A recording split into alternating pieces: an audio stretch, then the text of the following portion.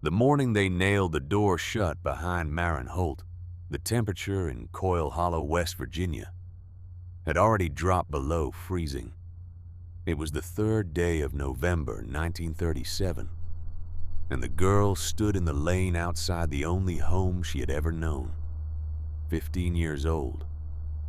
One boot split clean open at the sole so that the frozen mud pressed directly against her skin, and she watched her dead mother's Bible sink slowly into a puddle of red clay. The wind came down off the ridge like a blade. It found every gap in her coat, every thin place in her dress, every inch of exposed skin, and it did not stop. Above her, the mountains of southern West Virginia rose in dark walls against a sky the color of old pewter, and the bare trees on their flanks rattled and clattered in the wind like the bones of something long dead. Maren Holt did not cry. She had learned in 3 years under Verna Slade's roof that crying accomplished nothing except giving Verna another reason to call her weak. Verna stood on the porch with her arms folded across her chest and her face set hard as the limestone outcroppings that jutted from the hillside behind the house. She was 41 years old and looked 60, worn down by a life she had never quite forgiven for not being better. And she had transferred that grievance methodically and without apology onto the child of her dead sister. "Don't you come back here," Verna said. Her voice carried no heat. It was flat and certain, the voice of a woman closing a chapter. "The whole town knows what you are now." Behind her stood Otis Slade. Otis was a large man who had spent 20 years in the coal mines and carried the proof of it in the permanent gray tinge of his skin, and the careful way he moved as though his lungs required extra management. He said nothing. He had said nothing on the morning 3 years earlier, when his wife had taken in her sister's orphaned child and put her to work like a field hand. He had said nothing through 3 winters of watching the girl rise before dawn, to start the stove carry water-scrubbed floors on her hands and knees, while Verna sat at the kitchen table with her coffee and her grievances. He said nothing now. Otis Slade believed that silence was the same as innocence. He had practiced it faithfully for 3 years, and he would carry the weight of that practice for the rest of his life, though he did not know it yet.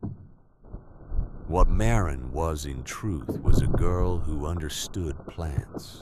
She had healed Verna's colicky infant the previous winter with a tea brewed from chamomile and fennel seed herbs she had gathered from the meadow behind the church and dried on the sill of the attic room where she slept.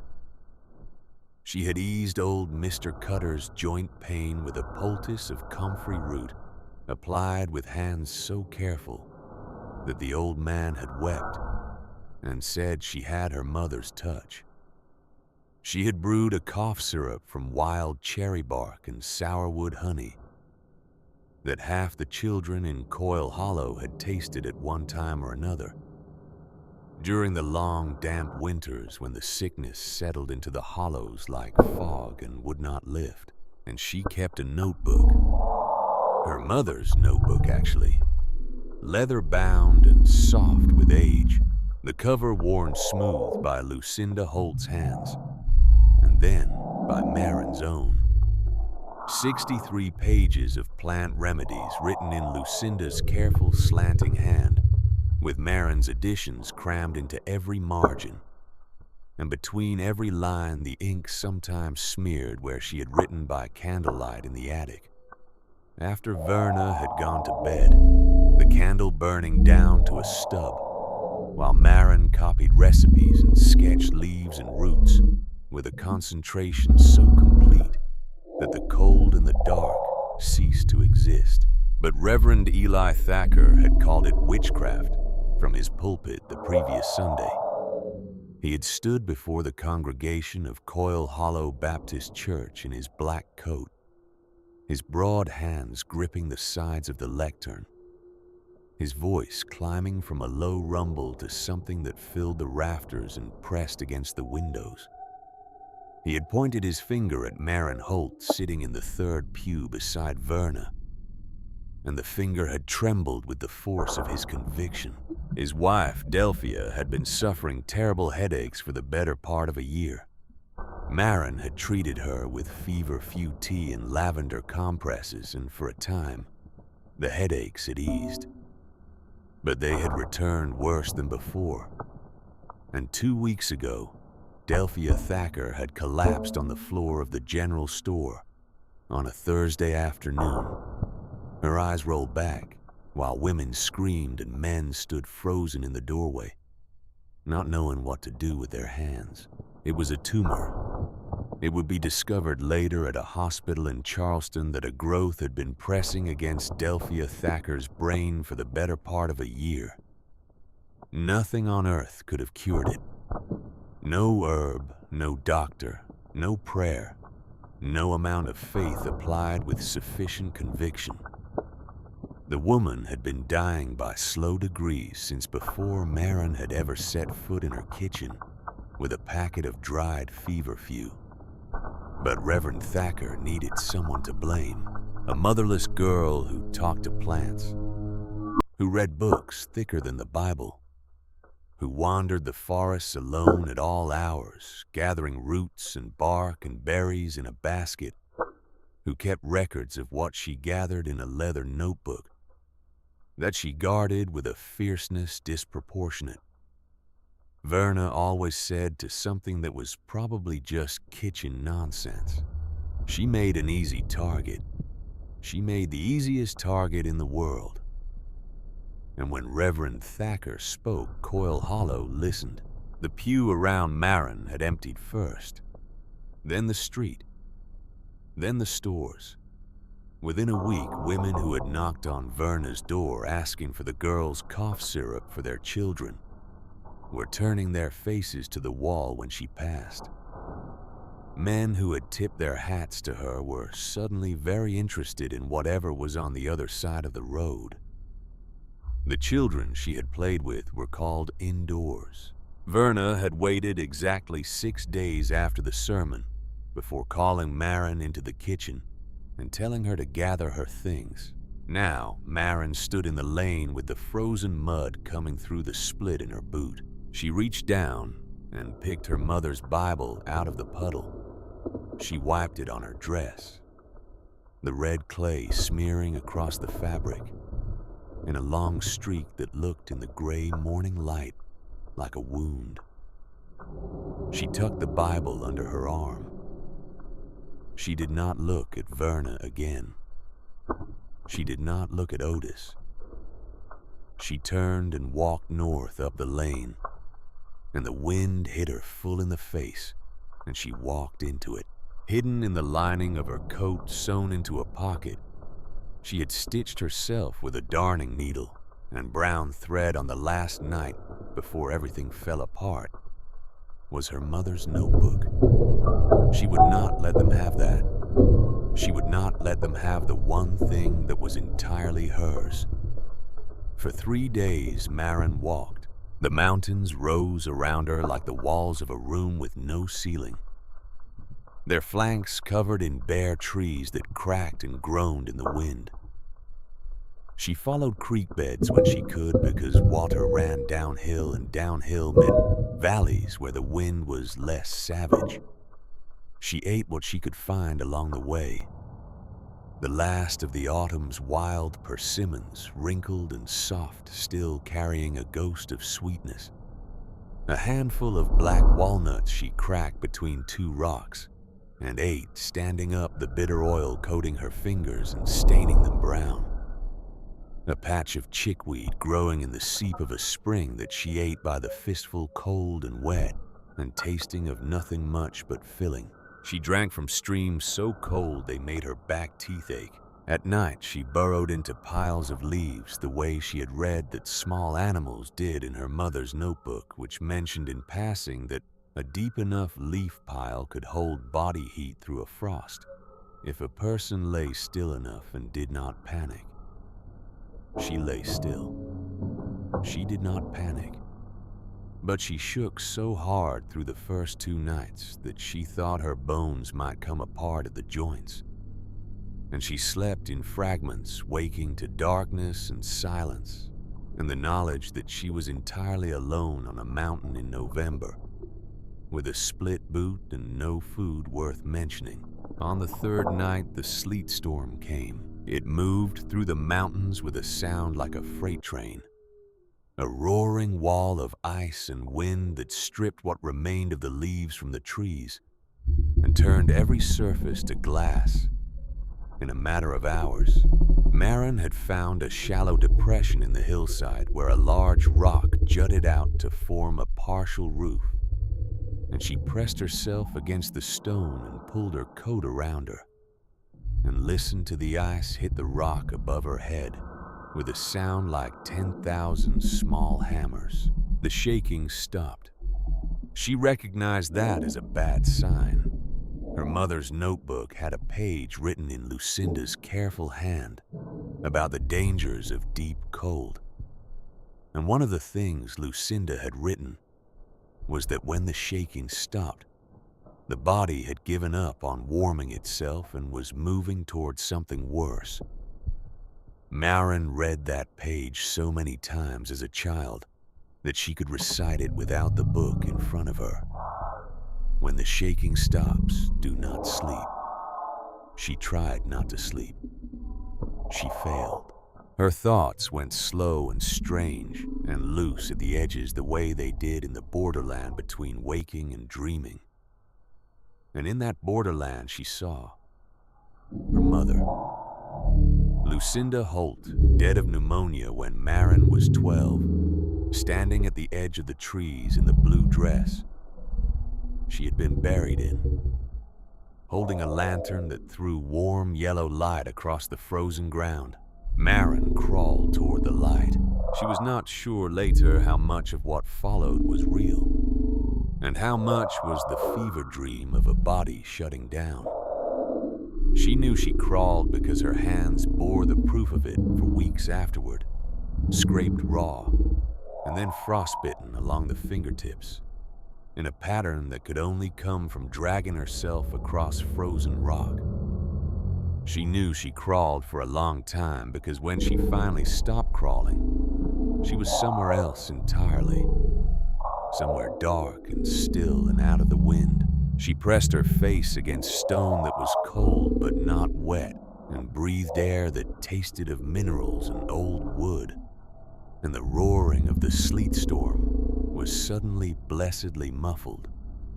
She was inside the mountain when morning came and the sleet had stopped, and the world outside was encased in a 1/4 inch of clear ice that caught the pale winter sun and fractured it into pieces. Maren found herself lying in the mouth of what the locals had once called Darrow's Hollow, a natural cave system opening into a south-facing mountainside, roughly 8 miles north of Coyle Hollow. The previous occupant had been a man named Eustace Darrow, a moonshiner who had operated an illegal still in the cave from 1914 until his death in 1921, when a revenue agent found him, and the resulting confrontation ended badly for everyone involved. The revenue man had smashed his still and hauled away what could be hauled and left the rest to the mountain. What remained was remarkable. A hand-dug chamber roughly 30 feet deep and 15 feet wide, with a ceiling high enough to stand in without stooping, carved out of the softer limestone of the ridge by a man who had clearly intended to be comfortable. A natural spring seeping from a fissure in the eastern wall, cold and clean, running in a thin channel across the floor and disappearing into a crack near the entrance. A series of smaller chambers carved further back into the rock, 3 of them, each roughly the size of a large closet that Eustace Darrow had used for storing barrels and supplies. The cave was cold, but it was dry, and it was out of the wind. And because the entrance faced due south, the low winter sun reached several feet inside during the middle hours of the day, warming the limestone walls enough that they gave back a faint, stored heat through the evening. Not warm, not by any reasonable definition warm, but survivable in a way that the open mountainside was not. Maren sat in the entrance of Darrow's Hollow with her knees pulled to her chest and her cracked and bleeding hands laid in her lap, and looked out at the ice-covered world and felt something shift in her chest. She had read about pit greenhouses. She had found the article in a pile of old farm magazines that Verna used for starting fires, a single page from a 1929 issue of a publication aimed at northern farmers, describing how certain Scandinavian and Russian farmers had for centuries built growing structures partially or fully underground, using the stable temperature of the earth itself as insulation, allowing year-round cultivation of food and medicine plants in climates that would otherwise make such growing impossible. She had torn the page out carefully, so carefully, and folded it into the back pages of her mother's notebook, where it had traveled with her through 3 years of Verna's house and 3 days of Winter Mountain. The cave Maren understood with the sudden clarity of someone who has just been handed a gift they did not expect was a pit greenhouse that God had already dug. The first winter was a matter of surviving 1 day at a time, then 1 week at a time, and then somehow, with a stubbornness that she would not have been able to explain even to herself, surviving it entirely. She blocked the cave entrance with stones stacked without mortar fitting them together, with the careful attention she gave to everything, daubing the gaps with clay dug from the creek bank and packed in with her fingers and dried moss. She left a narrow opening she could squeeze through, and a higher gap for ventilation so the fire she built in the entrance chamber would not fill the cave with smoke. She built the fire pit with rings of flat stones carefully laid, the way her mother's notebook described a cook fire that would hold heat and burn efficiently without requiring a constant large supply of fuel. She learned by painful trial which of Eustace Darrow's 3 inner chambers maintained warmth above freezing, and which did not. She learned what was edible on a winter mountain. Dock root iron bitter, but filling dug from frozen ground with a sharpened stick. Cattail rhizomes from the frozen edges of a beaver pond a half-mile down the ridge, requiring her to break through an inch of ice to reach them. Dried berries still clinging to shrubs that the birds had not yet stripped. Old acorns she gathered from beneath the snow and boiled twice to remove the tannins. In January, she nearly starved. For 5 days she ate nothing at all, lying in the deepest inner chamber, wrapped in leaves in the burlap bags she had found among Eustace Darrow's abandoned equipment, her body having made the executive decision to conserve what little fuel remained by ceasing all unnecessary movement. She lay in the dark and listened to her own heartbeat and thought with perfect clarity about her mother's hands. The exact feeling of Lucinda's hands on her forehead when she was sick as a small child. The way those hands had smelled of dried herbs and lye soap. The way they had been simultaneously the softest and strongest things she had ever known.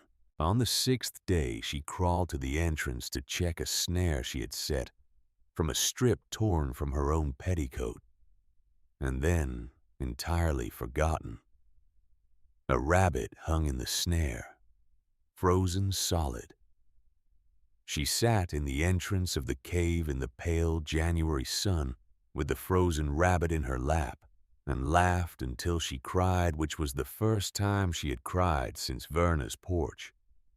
And she was not sure afterward exactly what she had been crying about.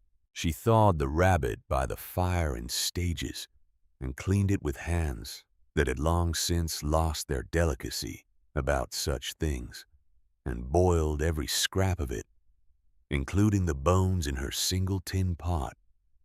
Over 3 days, drinking the broth in careful small quantities, because her stomach had contracted in the starvation days and could not manage much at once. She would say later in the years when there was enough to eat that the memory of hunger became something she could speak about without flinching, that it was the finest meal she had eaten in her entire life.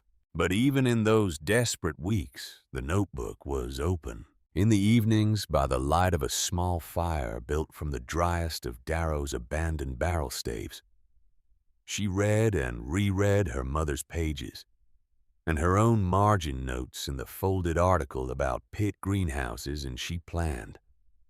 She made sketches in the blank spaces Lucinda had left at the back of the notebook.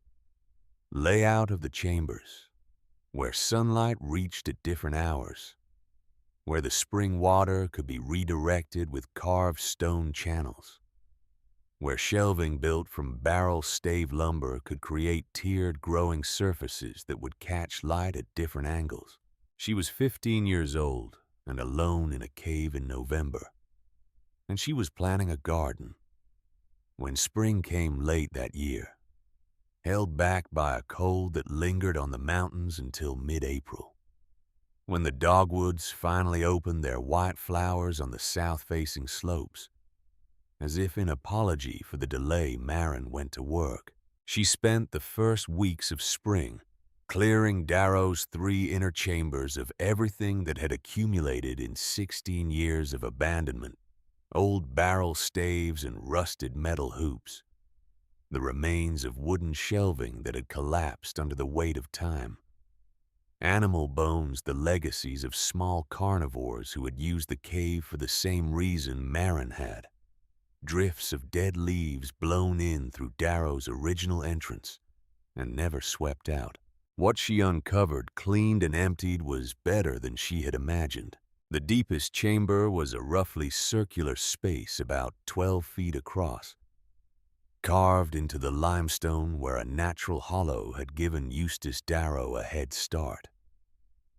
The temperature in this chamber, Marin discovered by sleeping in it through several nights of varying weather, held steady at approximately 55 degrees, regardless of what the air outside was doing. She measured this not with a thermometer, which she did not have, but with her own body, which after a winter of learning exactly what freezing and thawing felt like at every degree of severity had become a reasonably precise instrument. 55 degrees, stable, year-round, the same temperature as it happened that her mother's notebook described as optimal for the storage and cultivation of the most valuable medicinal plants in the Appalachian pharmacopoeia: ginseng, golden seal, black cohosh, all plants that grew naturally in the temperature-stable depths of old-growth forest, where the canopy kept the ground cool in summer and the accumulated leaf mold kept it from freezing in winter. All plants that took years, sometimes decades, to reach maturity in the wild, and whose cultivation was therefore extraordinarily difficult. In the cave, Marin realized those conditions existed all year round. She began transplanting in May. Armed with her mother's notebook, her own 3 years of careful observation in the woods and meadows around Coyle Hollow, and a canvas sack she had stitched from burlap, she spent the long spring days ranging the mountainside and the creek bottoms digging up medicinal plants with a garden trowel she had found in Darrow's equipment, and wrapping their roots in damp moss and carrying them back to the cave. Ginseng, its distinctive trifoliate leaves rising from the forest floor in patches of deep shadow under the hemlocks. Golden seal, whose knobbed yellow roots stained her fingers a color that took 2 weeks to wash out. Bloodroot, black cohosh, wild bergamot echinacea, elderberry yarrow boneset, mullein wild cherry spicebush. She transplanted them all into the cave's chambers, using soil she carried in bucket loads from the forest floor, mixing in rotted wood and leaf mold to replicate the rich, loose, fungus-threaded earth these plants required. She built shelving from the salvaged barrel staves, constructing tiered growing surfaces in the chambers closest to the entrance where the most light reached. She lined the shelves with moss to retain moisture. She carved a narrow channel from the spring basin to the growing chambers using a flat rock as a chisel, directing water flow with removable stone plugs. She cut from the softer clay limestone near the cave floor.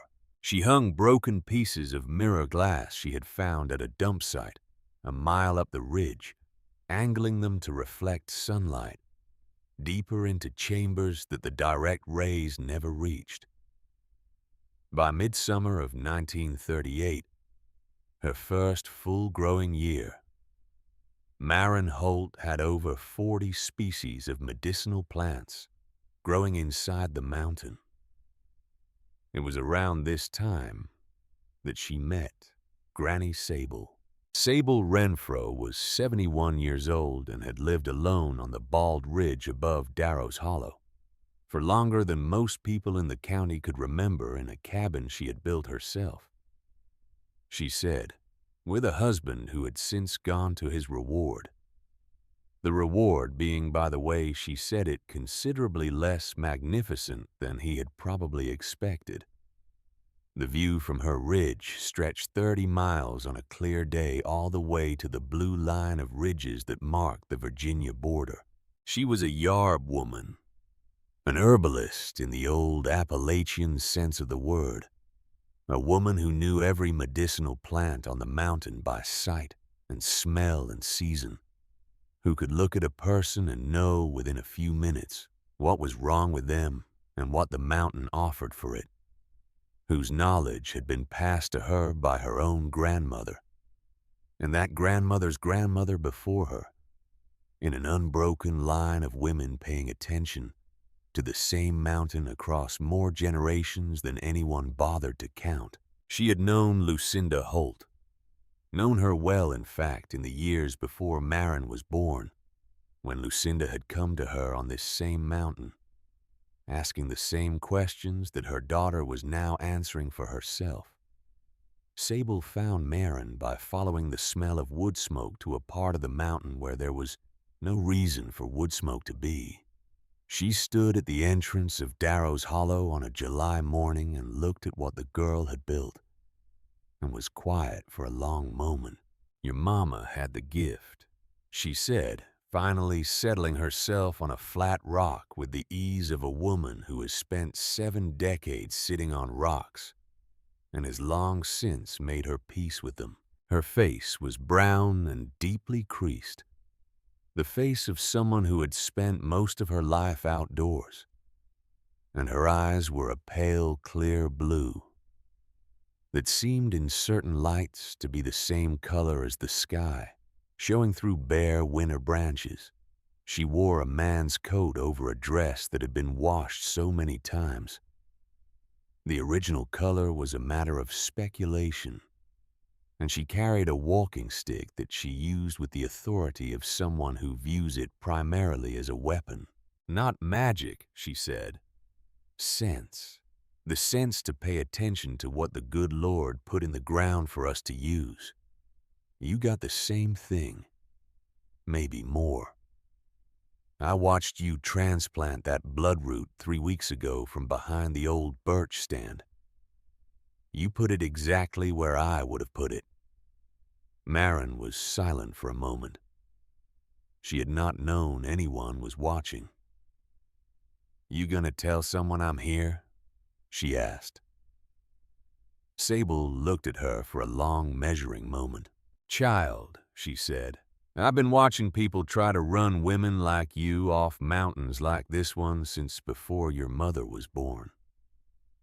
I have never yet seen it work to anyone's permanent advantage. No, I'm not going to tell anyone you're here. I'm going to come back tomorrow and teach you what you don't know yet. There's more of that than you probably think." She came back the next day, and the day after that.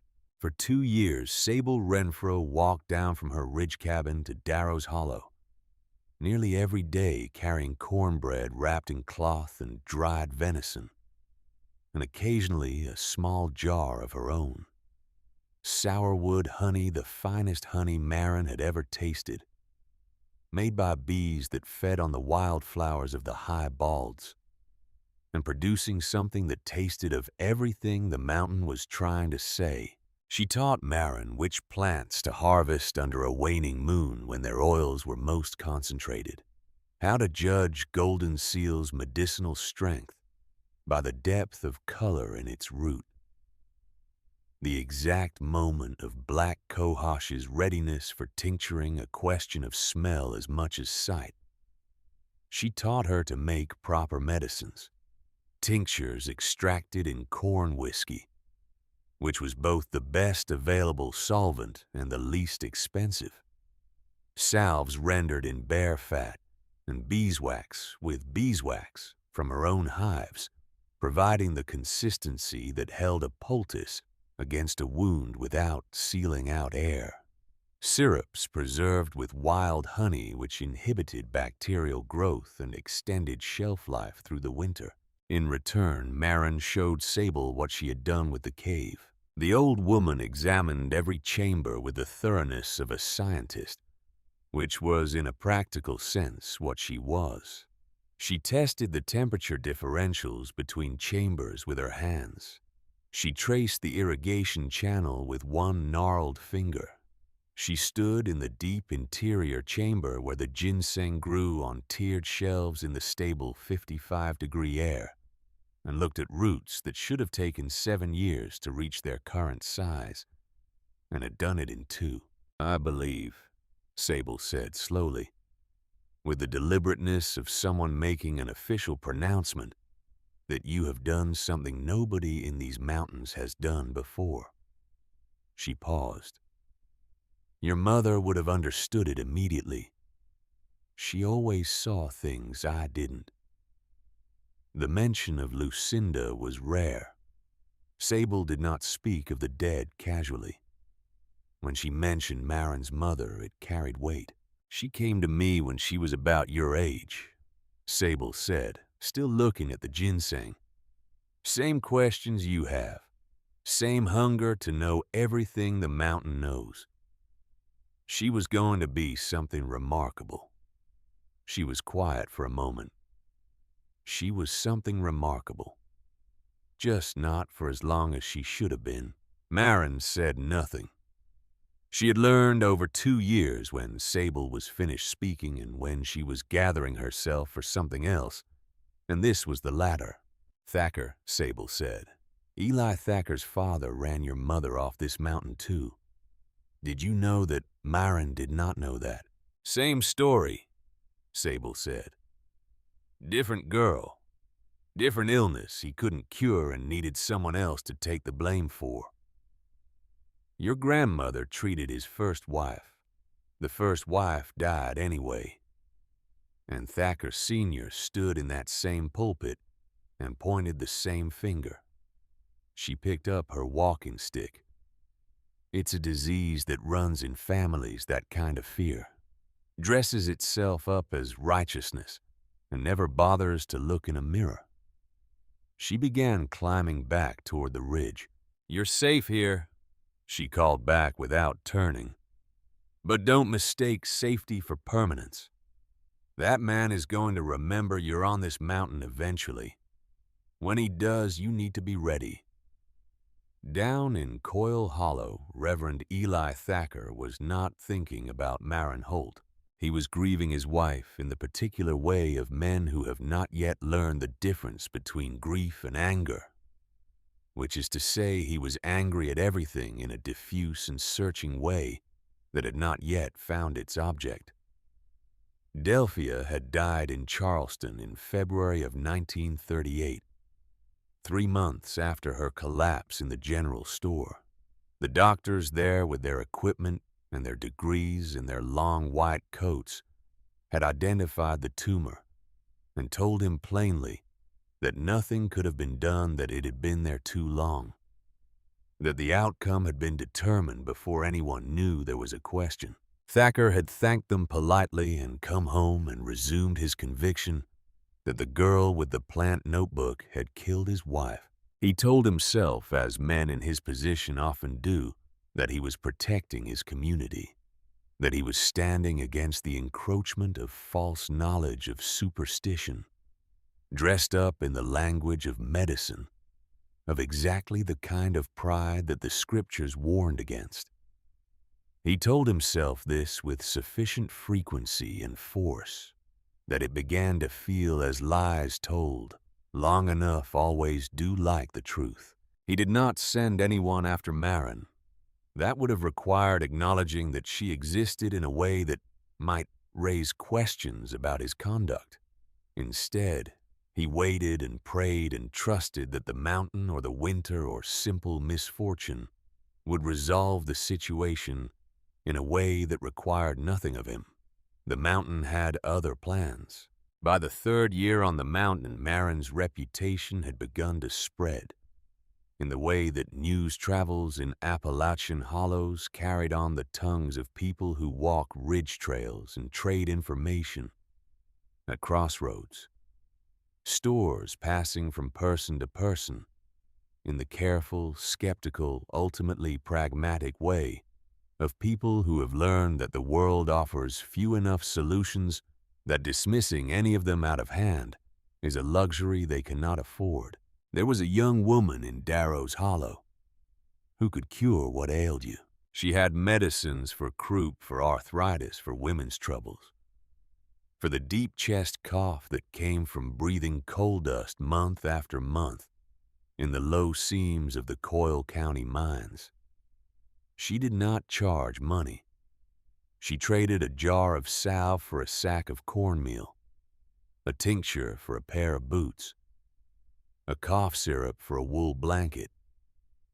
People came at first, 1 and 2 a month, climbing the steep trail to the south face of the ridge, with the practical mountain skepticism of people who have been disappointed before and know the precise taste of it.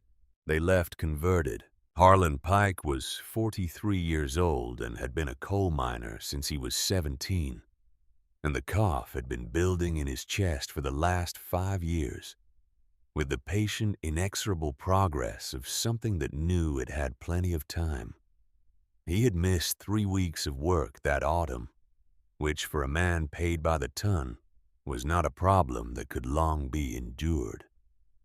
He came to Marin on a Thursday morning with the sheepishness of a man who does not quite believe in what he is doing, but has run out of alternatives. He drank her syrup of mullein leaf, wild cherry bark, and horehound brewed to a consistency somewhere between tea and molasses, and tasting of both for 4 days. He returned to the mine on the 5th day. He sent his brother-in-law the following week, and his brother-in-law's neighbor after that, and by the time winter came again, Harlan Pike had sent 11 men from 3 different mining operations to the woman on the ridge, and every one of them had gone back to work. A mother from Cobb Creek came in November carrying her daughter, who was 2 years old and burning with a fever that had not broken in 3 days. Marin sat with the child through the night, spooning elderberry syrup and yarrow tea into her in small, careful quantities, keeping her covered but not overheated, monitoring the fever with her hand on the child's forehead. the way Lucinda had monitored hers, with a steady attention that the child's mother later described as the most calming thing she had ever witnessed. The fever broke at 4 in the morning. The little girl asked for her mother, and her mother, who had not slept in 3 days and had spent the last hour of darkness sitting in the corner of the cave chamber, convinced she was watching her child die, made a sound that was not quite a word, and gathered the girl against her chest. After that word spread differently, not the careful word of mouth of mountain pragmatism, but something faster and more emphatic. The word of people who believe they have witnessed something important and want others to understand it. They called her the Mountain Doctor.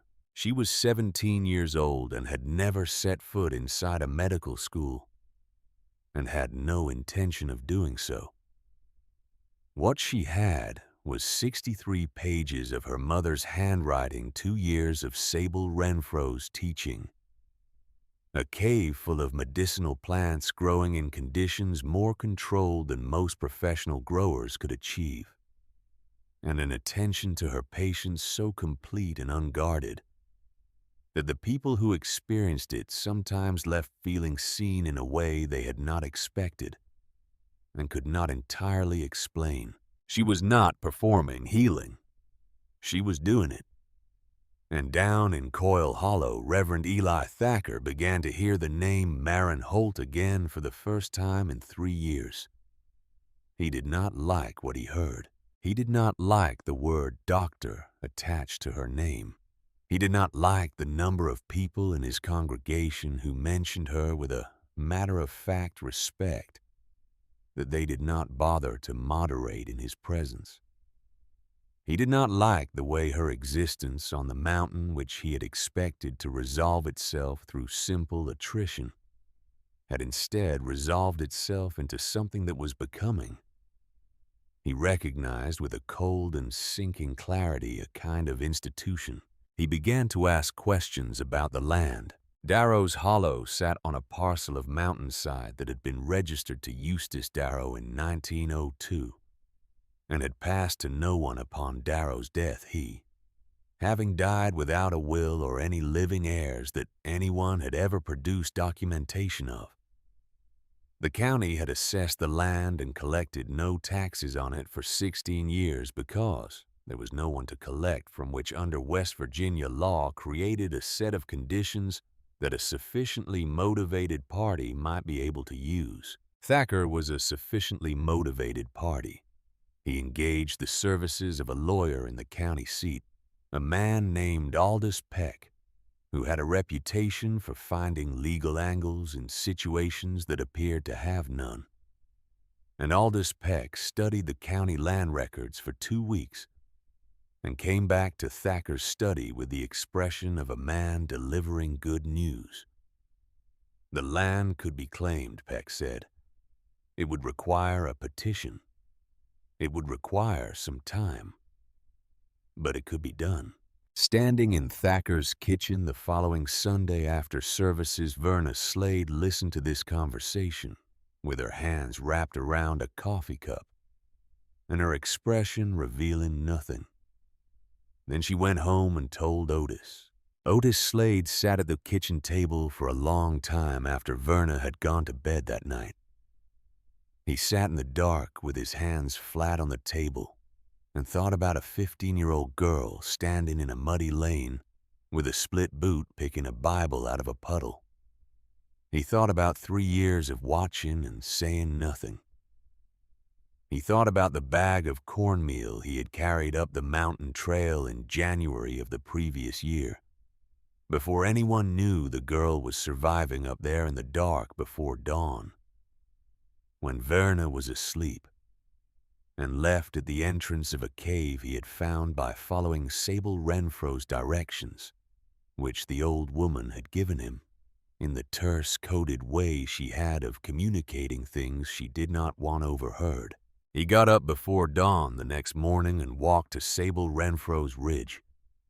It took him 2 hours. He was 54 years old. and his lungs were not what they had been. But he made it to the ridge cabin before sunrise. And he knocked, and Sable opened the door with the expression of someone who has been awake for hours and expected exactly this. He told her what Thacker and Peck were planning. Sable listened without interrupting. Then she went to a wooden trunk in the corner of the cabin and opened it and lifted out a paper folded many times that she placed in Otis's hands without a word. It was a deed. Not to the Darrow land itself, but to an overlapping parcel that a surveyor had registered in 1889 under a boundary description that placed the cave and approximately 40 surrounding acres within land that had passed through a chain of transactions that Sable had been following for 30 years to Sable Renfro herself. A legal technicality so old and obscure that Aldous Peck, studying only the Darrow records, had missed it entirely. "Give that to the girl," Sable said.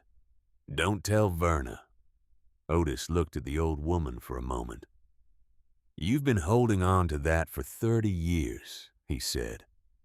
"I've been waiting for the right person to need it," she said. "Go." Marin received the deed from Otis Slade's hands on a cold morning in November, 3 years after the day he had stood on Verna's porch and said nothing. He stood at the entrance of her cave with his hat in his hands, the same posture he would maintain 4 years later when he came with the flu delegation, and he did not look at her directly. He held out the folded paper. She took it. "I should have spoken up," he said. "On the porch 3 years ago. I should have said something." Marin looked at the paper. She looked at the man. He was older than she remembered.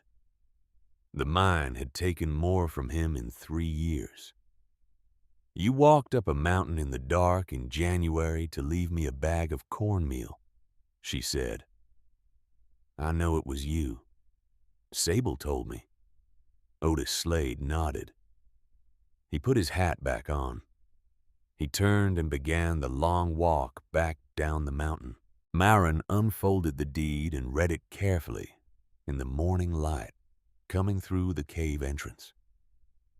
Then she read it again. She put it in the back of her mother's notebook, behind the pit greenhouse article where it would stay for the rest of her life. Aldous Peck's petition went nowhere. When winter came again, Marin planted seedlings and tended tinctures and received patients, and taught 3 women from the next hollow over the basic preparation of the most common remedies. The mountain was hers. The cave was hers. The work was hers.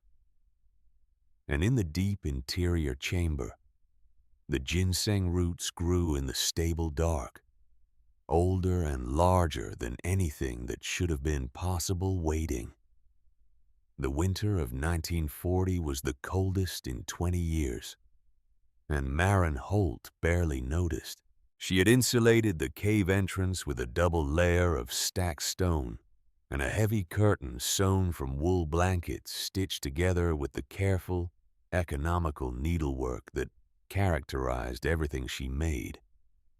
And the temperature in the main growing chamber held steady through February, at a degree that allowed her winter herbs to continue producing. She had dried herbs enough to supply a small village. She had tinctures in 60 labeled jars on shelves that Sable had helped her mount along the eastern wall of the main chamber. She had salves and syrups and dried teas and poultices ranked in order of use, labeled in the same careful hand as her mother's notebook, with the date of preparation and the recommended dosage, and in some cases a small sketch of the plant in question. She was 18 years old, and she was running a pharmacy inside a mountain. Sable came less often that winter. Her knees had deteriorated through the fall, the result of 72 years of walking steep mountain terrain and the trail down from the ridge to the cave had become on the worst mornings more than she could manage. On the days when the trail was passable, she came bringing herself and her knowledge and whatever food she had made that week. On the days when it was not, she stayed in her cabin, and Marin sometimes climbed up to check on her carrying broth and willow bark tea, and a sharpness of worry she did not allow to show on her face. Sable was not a woman who welcomed visible concern. "Stop looking at me like I'm a plant you think might die," she said one afternoon when Marin had arrived with a pot of soup and an expression that apparently communicated more than she intended. She was sitting in her rocking chair by the fire, wrapped in a quilt, her walking stick propped against the arm. "I have been not dying for 72 years, and I intend to continue the practice for some time yet." She did continue it, but more slowly after that winter. In the summer of 1940, a woman named Gerta Foss came up the trail from a hollow on the other side of the ridge, a direction from which Marin had not previously received patients. She came alone, carrying nothing, and she sat on the flat rock at the cave entrance and told Marin without preamble or apology that she had walked 6 miles because there was no other option, and she was prepared to be told she was foolish for making the trip. She was 44 years old and had not slept more than 2 or 3 hours at a stretch in 8 months. She described the sleeplessness with the careful precision of someone who has lived with a thing long enough to know it completely, the exact quality of lying awake, the thoughts that came in the dark, the exhaustion that was not the kind cured by rest, because the rest was itself the problem. She described the other symptoms with more difficulty. The heaviness, the way ordinary things had lost their color. Not literally, but in some other sense that she could not quite find words for. Marin listened without interrupting. This was something she had learned partly from Sable, and partly from her own observation of what happened when she stayed quiet. People filled silence with the truth. The practice question often produced the prepared answer. Silence produced the thing the person had actually come to say. She made Gerta Foss a blend of valerian root passionflower and St. John's wort, each plant chosen for a specific piece of what the woman had described, and she brewed it into a tea and gave her enough for a month and told her to come back if it helped or if it did not help, because either answer was useful. Gerta came back 3 weeks later. She had slept. She had slept 6 hours on the 3rd night and 7 on the 4th, and was averaging by the 3rd week. Something that resembled what she vaguely remembered sleep had once felt like. The heaviness was not gone, but it had lifted at its edges. The ordinary things had not returned to full color, but the gray had thinned. She brought her neighbor on the 2nd visit. Her neighbor brought her sister. Word of the remedy for sleeplessness spread through the hollows. The way these things move by hand and by mouth, by women talking across fences, and at creek banks and in the brief socials that punctuated the long working weeks. It moved to men eventually the way women's solutions always move to men. Quietly and without credit through the agency of wives and mothers who had learned that the most reliable way to get a stubborn man to take his medicine was to put it in front of him without much discussion. By 1941, Marin was seeing 10 patients a week. By 1942, she had expanded dramatically.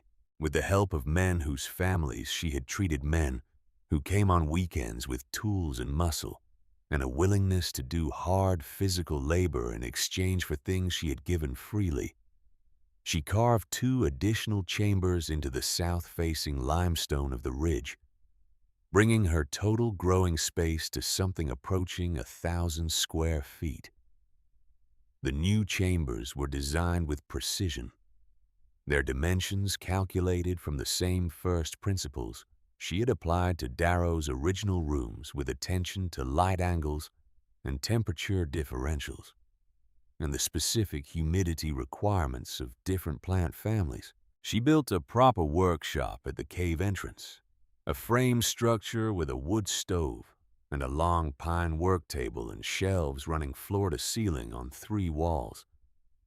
A second table for drying with screens stretched over wooden frames stacked on pegs, so she could move them as needed. A preparation area where she crushed and blended and bottled the countertop worn smooth with use, stained with the colors of 100 different plants. She developed a drying system that used the warm upward draft through the cave's natural ventilation to circulate air around hanging bundles of cut herbs, a system so efficient that she could dry a full harvest of mullein or boneset in the time it had previously taken her to dry half as much. The war came. She learned about it the way everyone in the Hollows learned about it, by radio, in a neighbor's kitchen. The voice of the announcer cutting through the static with a flatness that suggested he was still deciding whether to believe what he was saying. The men of Coyle Hollow and the surrounding communities began disappearing from the landscape the way men did during wars, in 1s and 2s at first, and then in larger numbers heading to train stations in the county seat, with bags that looked too small for what they were actually carrying. The doctors went too. The nearest physician to most of the Hollow communities had been a man named Elbert Voss, practicing from an office in the county seat, who had been old enough to be classified as essential to the civilian medical infrastructure, and young enough to be classified as not. And the Army had resolved this contradiction in the Army's favor. His replacement was a recent graduate who lasted 6 months before receiving his own orders, and after that the county seat office sat empty. The nearest doctor was now 40 miles away. For most of the Hollow communities, 40 miles in wartime with gasoline rationed, and every able-bodied person needed at home, was the same as 400. Marin worked 16-hour days. She rose before dawn to tend the growing chambers in the cool dark. Before the morning work began, checking moisture and temperature, harvesting what was ready, replanting what had been depleted. She prepared medicines in the mornings and saw patients in the afternoons and often through the evenings, building her fire up against the mountain dark and receiving whoever came to the entrance of the cave with the kind of welcome that required no announcement, because it was simply present, a quality of attention that people in pain recognize immediately. She was treating everything now, not just the respiratory ailments and the joint pain and the women's troubles that had been her primary work. She was treating infected wounds with poultices of golden seal and honey, setting simple fractures with splints and comfrey for the swelling, treating pneumonia with the full arsenal of her mother's notebook and Sable's teaching and her own 5 years of refinement, staying up through successive nights when the patients were bad enough, monitoring, adjusting, driving herself past the point of ordinary exhaustion into the territory beyond it, where the body operates on something that is not quite will and not quite instinct, but is more reliable than either. She trained 7 women in basic herbalism that year, not apprentices in the formal sense, but women from the surrounding hollows whom she taught the preparation and application of the 30 most commonly needed remedies, creating a network of practical knowledge that extended her reach into communities too far or too rough for people to make the trip to Darrow's Hollow.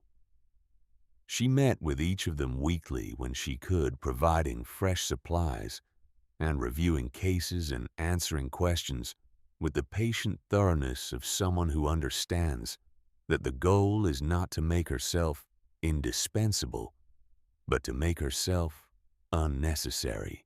She ordered books from a bookshop in Charleston that mailed orders to rural addresses. She ordered botany texts, pharmacology references, agricultural manuals, plant chemistry introductions. She ordered them with the ginseng money, the commercial value of her cultivated roots having become by 1942 a reliable if modest income enough to purchase the glass jars and brass scales and cheesecloth and books that formed the infrastructure of serious work. She read them by lamplight after the last patient of the day had gone, and the cave was quiet, cross-referencing what she read with her mother's notebook and Sable's teaching, looking for the connections between the old knowledge and the new science, between the Yarb woman's practical wisdom and the pharmacologist's chemical analysis. The connections were everywhere.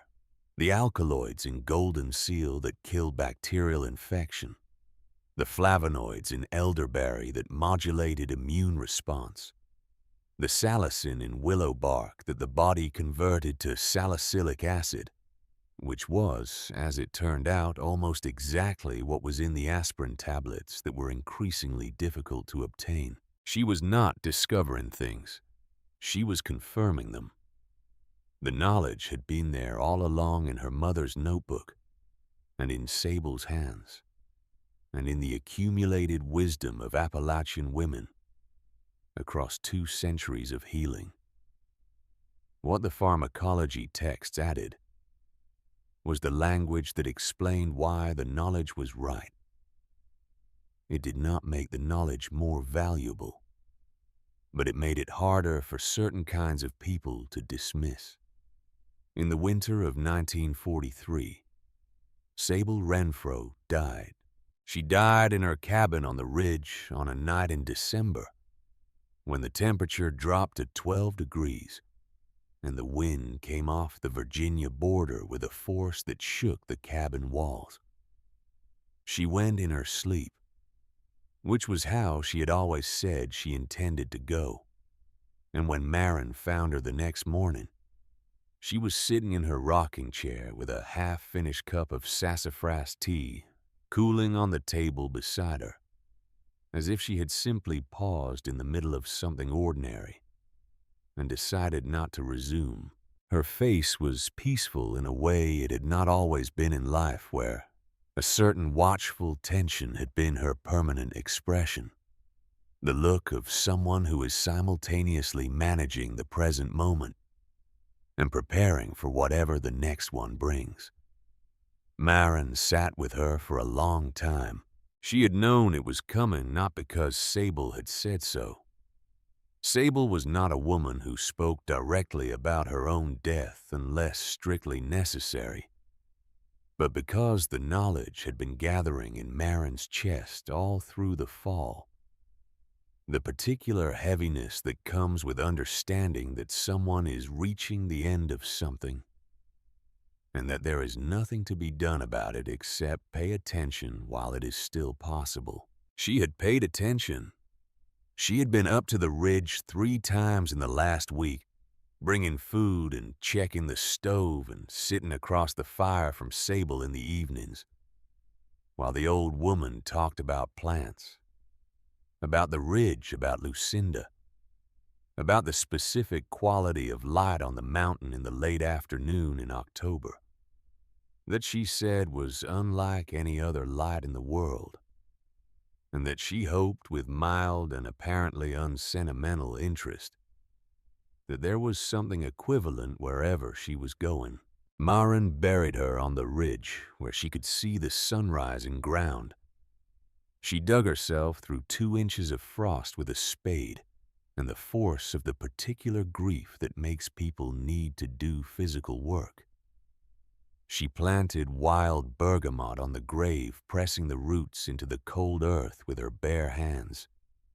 Because it was Sable's favorite plant, the one she always said smelled like the mountain thinking. Sable left everything to her. The cabin, the 100 acres of medicinal-rich mountain forest, and 14 handwritten notebooks spanning 50 years of herbal knowledge, each one written in Sable's cramped and confident hand, filled with observations and recipes and patient notes and margin drawings of plants in every season. 50 years of paying attention to one mountain. 50 years of noticing what other people walked past.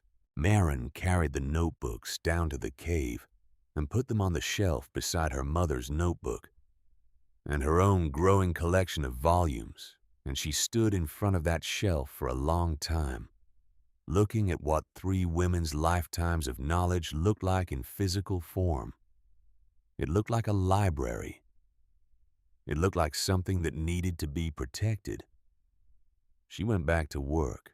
The spring of 1944 arrived with unusual gentleness, the cold breaking early, and the dogwoods opening ahead of schedule.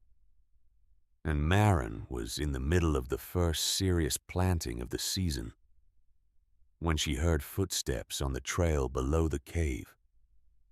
Multiple footsteps moving with the tentative care of people who are not accustomed to the path.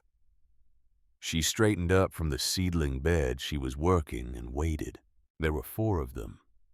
3 men and a woman picking their way up the last steep section of the trail, with expressions that mixed physical effort with something more complicated. She recognized the woman first. Nella Marsh, who had been the school teacher in Coyle Hollow when Maren was a child, who had sat in the 3rd pew every Sunday and had turned her face away in the lane that November morning in 1937, with an expression that Maren had read at 15 as contempt, and now at 21 understood as shame. She recognized Otis Slade, who made the trip without his wife and who climbed the trail more slowly than the others because his lungs were worse. She recognized Clement Bray, who ran the general store, and who had once given Maren credit on a bag of flour when Verna forgot to send enough money, and who had afterward, during the sermon period, apparently reconsidered the nature of his charitable impulses. The 4th man she did not recognize. They stopped at the edge of the clearing in front of the cave workshop. They looked at her. She looked back. Nella Marsh spoke first. "There's influenza in the hollow," she said. She had the voice of a woman who has spent 30 years managing the attention of children and cannot entirely turn it off. Precise, clear, with an undercurrent of controlled urgency. It came in 3 weeks ago and it hasn't stopped. 3 people have died. 2 were elderly, but 1 was a child. A boy named Asa, 4 years old. She stopped. The control in her voice held but barely. "The nearest doctor is 40 miles away, and we have no gasoline for the trip. Reverend Thacker is bedridden and delirious.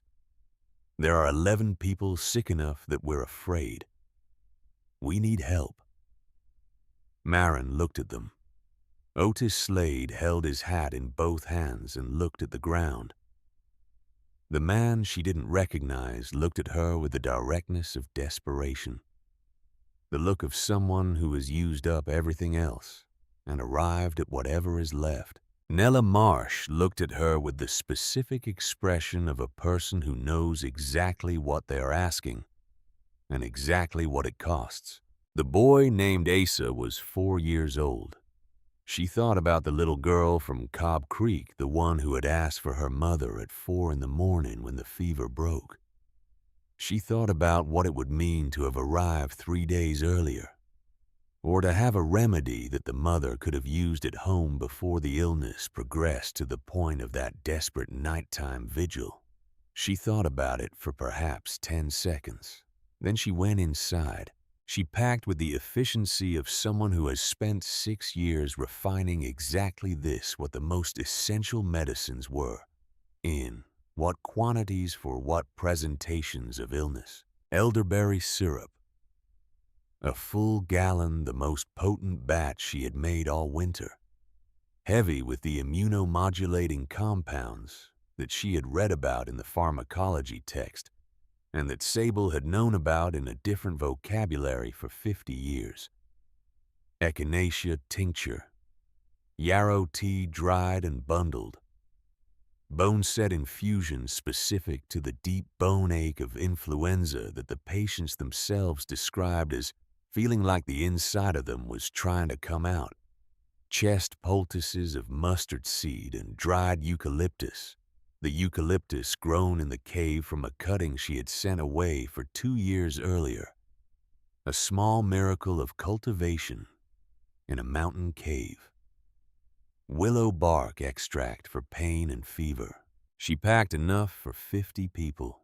She had learned early that when you prepared medicine for a crisis, you prepared for more than the crisis you knew about. Because crises were rarely smaller than they appeared, and almost always larger.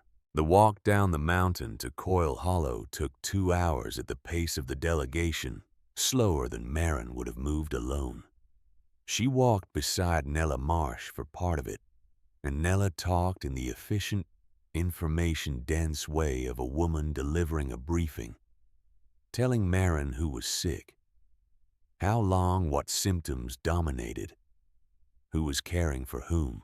The fourth man, the one Marin didn't know, was named Burl Yates, and he had come from the hollow 2 miles east where 4 of his family were down with the same illness and where he had heard through the same network of mountain information that had built Marin's reputation that there was a woman at Darrow's Hollow who could help. He had gone to Coyle Hollow to ask if anyone knew how to find her. He had arrived at exactly the moment Nella Marsh's delegation was forming. Coyle Hollow looked smaller than Marin remembered. She had been gone for 7 years, and in those 7 years, she had been in many ways a different person than the 15-year-old who had walked north up the lane with a Bible and a split boot. But the town had also changed, shrunk somehow, its edges more frayed. The war had taken its young men and its economic optimism and the small daily confidence that things were on balance manageable. The sick were spread across 9 households. She set her crate down in Nella Marsh's kitchen, which was the largest, and which Nella had organized with the efficiency of a woman managing an emergency with insufficient resources into a distribution point for food and medicines and information. She reviewed what Nella had already done, the isolation of the sickest cases, the basic hygiene protocols she had implemented, the careful records she had kept of symptoms and progression. She noted the records particularly. Nella had been keeping them for 3 weeks on the back pages of a school composition book in handwriting that was precise and legible even under stress. "You should have been a medical professional," Marin said. Nella looked at her for a moment. "I tried," she said. "In 1919. The nursing program in Charleston told me they were full. They weren't full. They had just decided they preferred to fill with a different type of applicant." Marin filed this away. It was useful information. She went to work. The first 3 days were the worst. The days when she was learning the specific character of this outbreak, its patterns, which presentations were stable and which were deteriorating, which remedies were doing what she expected, and which required adjustment. She moved between the 9 households before dawn and after dark, and through the hours between carrying her bag and her attention, and the particular quality of unhurried focus that people in crisis find steadying in a way they often cannot articulate.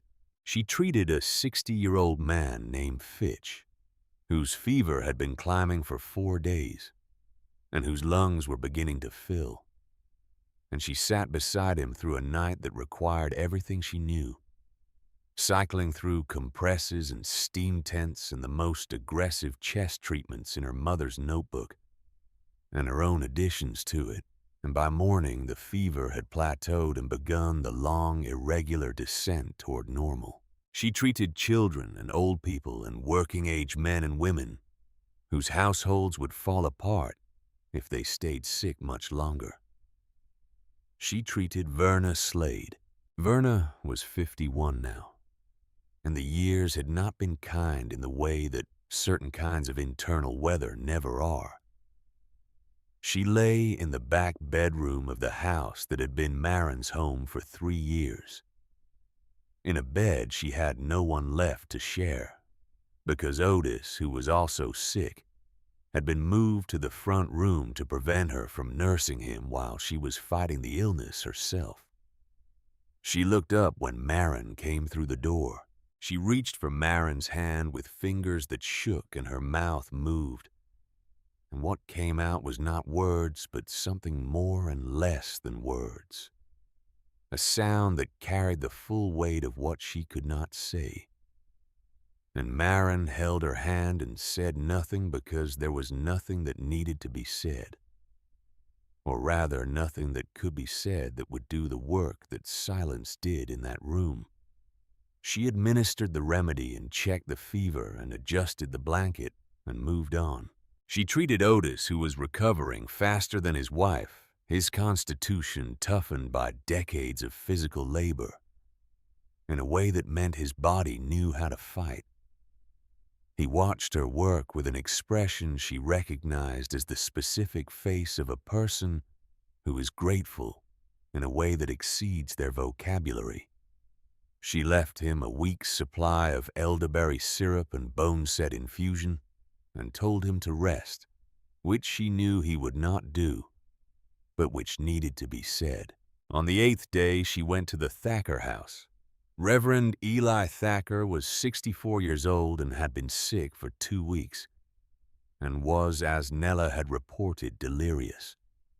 His housekeeper, a woman named Mrs. Burge, who had been with him since Delphia's death, and who regarded Marin's arrival with the carefully neutral expression of a professional who keeps her opinions where they cannot cause trouble, showed her to the bedroom. He was smaller than she expected. Or perhaps it was that illness does this to people who have spent their lives projecting size strips away the deliberate largeness and leaves the person underneath. She stood in the doorway and looked at him. 7 years earlier, this man had stood in his pulpit and pointed his finger at her and called her a witch, and set in motion a chain of events that had included a 15-year-old girl crawling toward a light that might not have been real on a frozen mountainside, while her body decided whether to keep living. He was delirious with fever. He did not know she was there. She crossed the room, set her bag on the bedside table, and began to work. She placed a cool cloth on his forehead and replaced it when it warmed. She spooned willow bark tea into his mouth in small quantities and watched him swallow. She prepared a steam tent from the blankets and a pot of boiling water and eucalyptus and positioned it over him and timed it carefully. She monitored his breathing, which was labored but not yet dangerous, and she stayed for 3 hours adjusting and monitoring and waiting. When she left, she gave Mrs. Beard a written set of instructions, specific and detailed, with dosing times and quantities and the signs to watch for that would indicate deterioration requiring Marin's return. Mrs. Beard read them carefully. She folded them. She put them in her apron pocket. "He would want to know it was you," she said. "He'll find out when he's better," Marin said. She picked up her bag. "Keep the steam tent going at the times I've written. Send for me if his breathing changes." The Reverend recovered. Over the following days, she heard reports of his condition improving through the network of information that connected all 9 households. A network that Nella Marsh managed with the organizational intelligence she had been applying to Coyle Hollow for 30 years. His fever broke on the 11th day. His breathing cleared by the 14th. Marin was in the middle of treating the last 2 serious cases when Mrs. Beard appeared at Nella's door with a message that Reverend Thacker wished to see her. She went on the following morning. He was sitting up in bed, gaunt and diminished, but clear-eyed, the delirium gone and replaced by something else, a clarity that was not comfortable, the expression of a man who has had 2 weeks of enforced stillness and insufficient distraction, and has therefore been required to think. She sat in the chair beside his bed. She did not speak first. He looked at her for a long moment, and she could see him assembling words, discarding them, finding others the laborious process of a man who has always been quick with language, now encountering the limits of what language can actually do. "I wronged you," he said. His voice was still rough from the illness, barely above a whisper. "I wronged you in a way that I have no adequate response to. I have known it was wrong since the Sunday I said it. I knew it on the day I said it. I stood in that pulpit and I pointed at you, and I told myself I was doing it for the congregation, for the protection of souls in my care. And I have had sufficient time in the last 2 weeks to understand that I was lying to myself." He stopped. His hands lay on the quilt loose and still.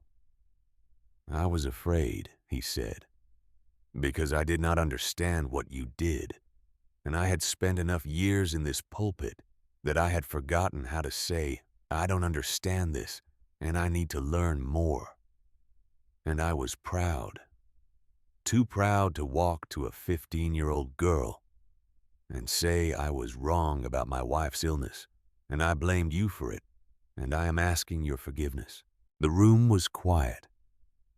Outside, she could hear the hollow beginning its ordinary morning, the sounds of livestock and wood smoke and a child's voice somewhere down the lane. She had thought about this moment, not deliberately, not in the planned way of someone rehearsing a scene, but in the oblique way that unresolved things surface in the mind during the quiet parts of work, during the hours between patients, or the evenings after the fire had burned low.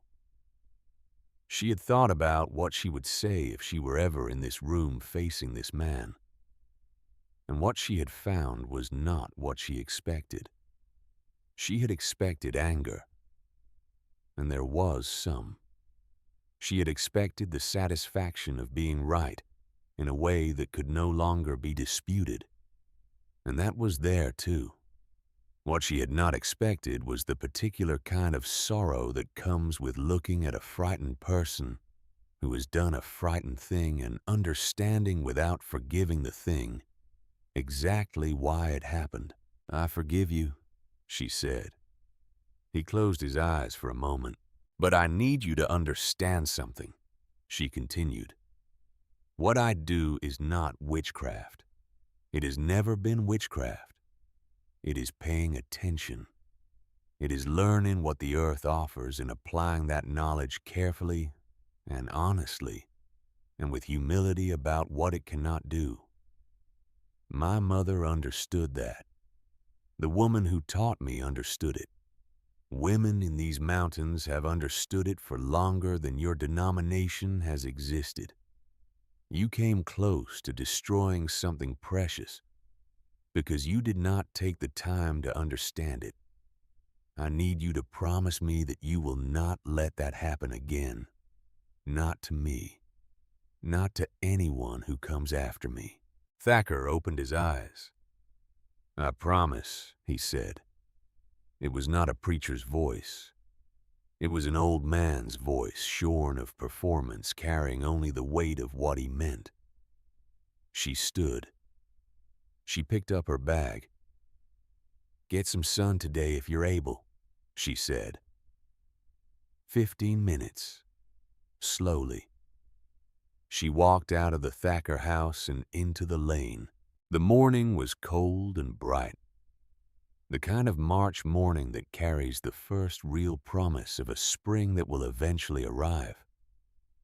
The light sharper than the winter light. The shadows bluer the air, carrying a faint mineral smell from the unfreezing ground. A dog was barking somewhere. 2 children ran past at the end of the lane, chasing each other with the specific joy of children who have been kept indoors by illness and cold, and are now briefly free of both. No one else in Coyle Hollow died. On her last day in the hollow, Maren walked to the small cemetery at the edge of town and found the fresh grave of little Asa, 4 years old, dead before she had arrived. She stood there for a while. She knew she had not been here. She knew it was not her failure. She knew that the mathematics of illness and distance and available knowledge had produced an outcome that no individual decision could have altered. She knew all of this. She stood there anyway. She returned to her mountain. The ascent felt different than it had every other time she had made it in 7 years. Not easier or harder, but changed, altered in quality by the fact of having gone down and come back up, having moved through the place that had tried to destroy her, and come out the other side with nothing broken. Nothing surrendered, nothing she had not chosen to give. The cave was cold from her absence. She built the fires up in sequence, the main chamber first, then the workshop stove, moving through the familiar routine with a body that knew every step. She checked the growing chambers. The plants had managed without her. They almost always did. She sat at the workshop table with the light coming through the south-facing entrance, and she opened her mother's notebook to the blank pages at the back. The last few pages that Lucinda had left empty, that Maren had always treated as a reserve, a space to be filled only by things that were certain enough to deserve it. She began to write. She wrote down the influenza treatment protocol, refined by 3 weeks of direct application, to 11 cases, specific and detailed, with notes on which remedies had performed as expected and which had required adjustment, and what those adjustments had been. She wrote it for the women she had trained, for the women who would come after them, for whoever would need it next time. Because there was always a next time. When she had finished, she put the notebook down and looked out through the cave entrance at the mountains stretching south toward Coyle Hollow, the ridges folding into one another, blue and gray in the early spring light.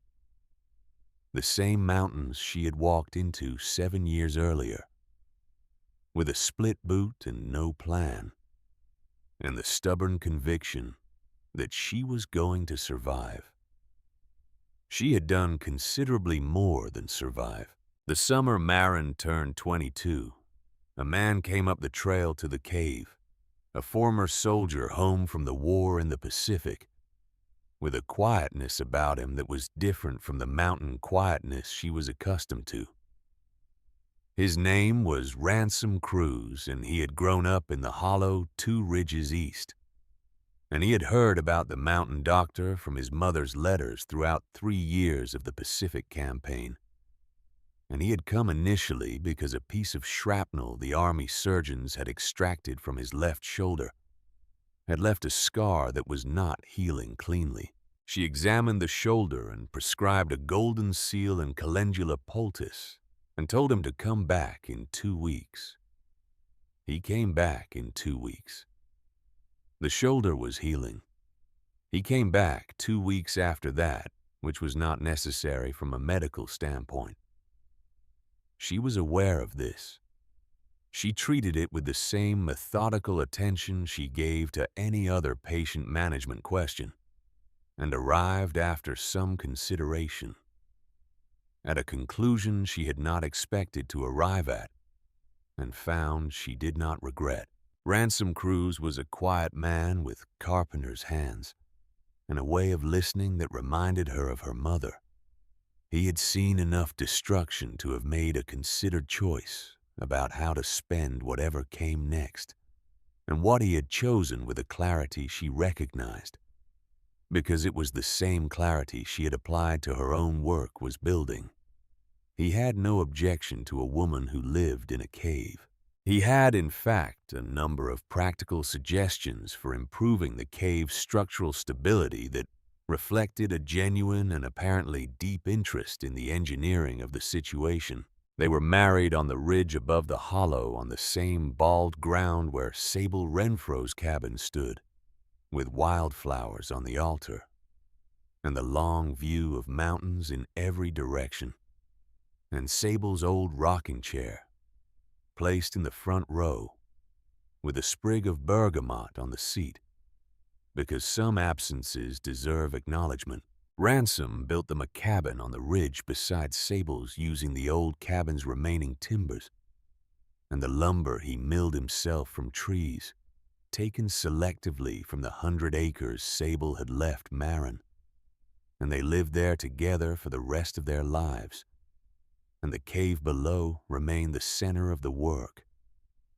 He built the classroom first. It was a proper frame room attached to the workshop at the cave entrance, with windows on the south wall, and benches enough for 20 people and a blackboard. He hauled up the mountain on his back in 3 sections. Marin held her first formal teaching session in the spring of 1947, and 12 women came from 4 different communities, and they stayed 2 days and went home with knowledge and materials and a standing invitation to return when they needed to. The sessions became monthly and then weekly during the growing season, and the women who came brought other women, and the knowledge moved through the community with the same organic momentum that good, useful knowledge always finds when it is offered without restriction. She established the seed bank in 1948, a cool, dry chamber deep in the cave, the temperature held constant by the mountain itself, where she preserved seeds and root cuttings of every medicinal species she cultivated, not just for propagation, but for permanence. She was already watching with the attention she gave to everything. The slow diminishment of certain plant populations in the surrounding forest, the ginseng and golden seal in particular, over-harvested by people who needed the commercial value and did not replant. What she was growing was not just medicine. It was a record, an insurance policy against the possibility that the mountain would one day be asked to give more than it had been given back. She understood with a clarity born of having lived very close to the mechanisms of both survival and loss, that knowledge dies when the last person who holds it dies, and that plants become extinct, the same way quietly one fewer patch at a time, until one spring the patch is not there, and nobody who knows what that means is left to notice. She was building against both of those possibilities. In the spring of 1953, a letter arrived from the State University in Charleston. A botanist on the faculty had been told about her work by a colleague who had been told by a physician who had been told by one of the mining company doctors who had repeatedly encountered patients whose treatment had originated apparently with an herbalist practicing in the mountains of Coyle County. The botanist requested permission to visit. She wrote back on the inside cover of a feed store receipt, which was the paper available, and told him he was welcome any time and to bring boots. He came in June with 2 graduate students.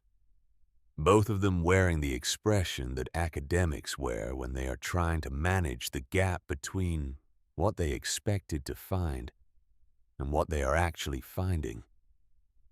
They examined her growing chambers with the thoroughness of scientists who have not yet decided whether to be impressed.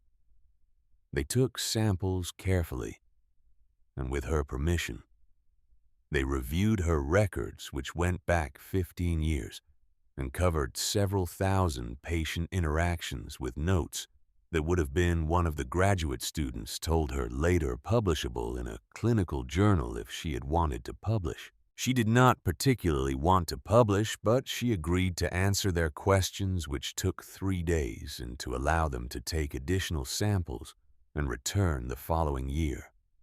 They published a paper in 1955. She read it with her glasses pushed up on her forehead and her coffee going cold on the table, and her youngest daughter drawing something at the other end of the table. And when she had finished reading it, she put it down and picked up her coffee. Ransom looked at her from across the room.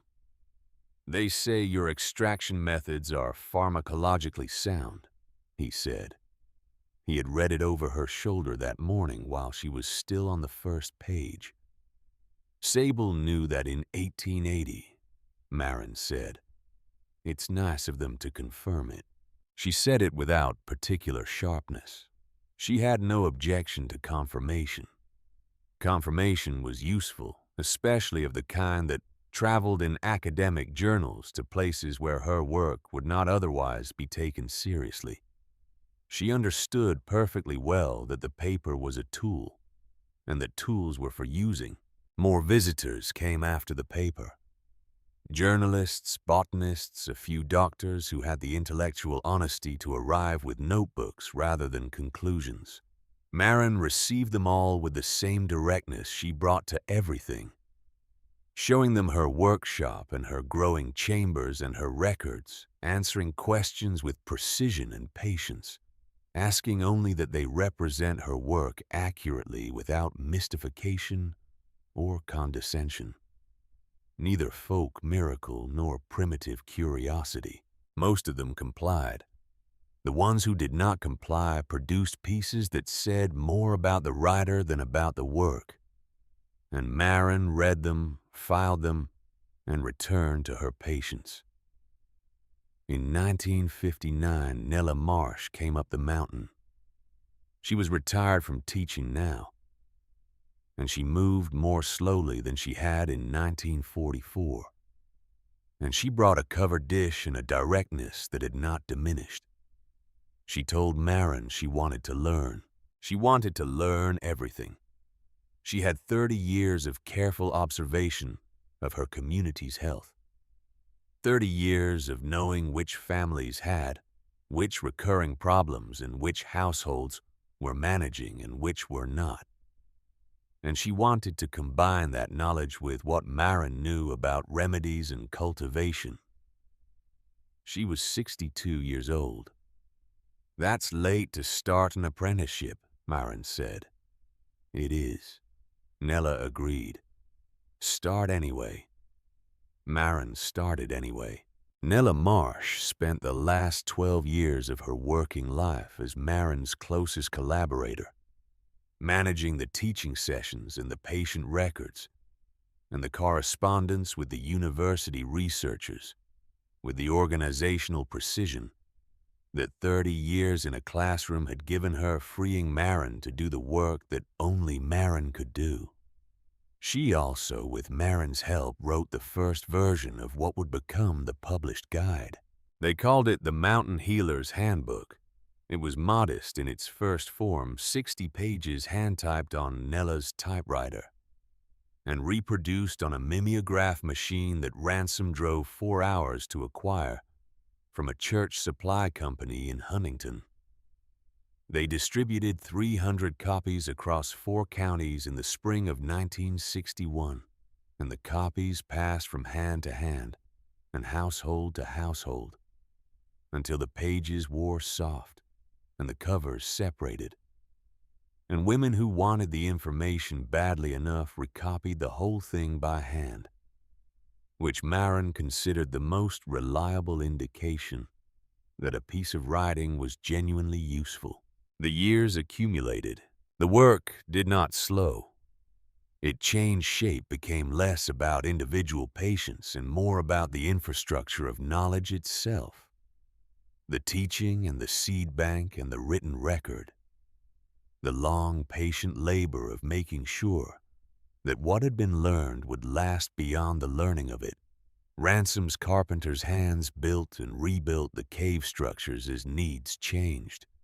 Their children grew up knowing the difference between golden seal and yellow root, between healing and harm, between knowledge and its counterfeits. Each of them made their own choices about how much of the work to carry forward, and the choices they made were different, and all of them were right.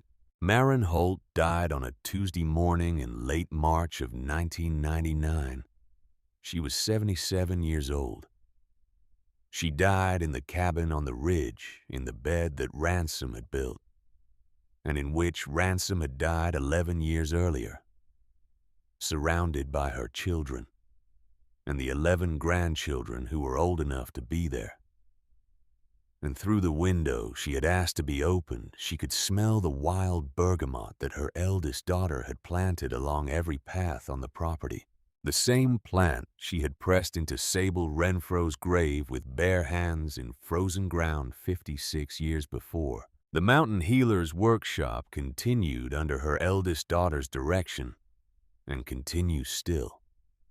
The seed bank, containing over 300 varieties of native Appalachian medicinal plants, many of them now rare or absent in the surrounding wild, was donated to a regional conservation trust in 2001 and remains one of the most complete collections of its kind in the eastern United States. The teaching notebooks, 47 of them filled across a lifetime, with the same careful handwriting and detailed plant illustrations that Lucinda Holt had used in the original 63 pages, were archived at the State University Library, where they are kept in a controlled environment and consulted by researchers studying the history of plant medicine and the pharmacological basis of traditional Appalachian remedies. Every spring, women from across the region gather at Darrow's Hollow for what they call the Yarb Walk, a weekend of teaching and learning and gathering and remembering, a weekend of paying attention to what the mountain is trying to say. The cave is still there. The south-facing entrance still admits the low winter sun. The spring still seeps from the fissure in the east wall. The temperature in the deepest chamber still holds year in and year out at approximately 55 degrees. It was a 15-year-old girl who understood what that meant. It was a woman who spent 60 years proving it.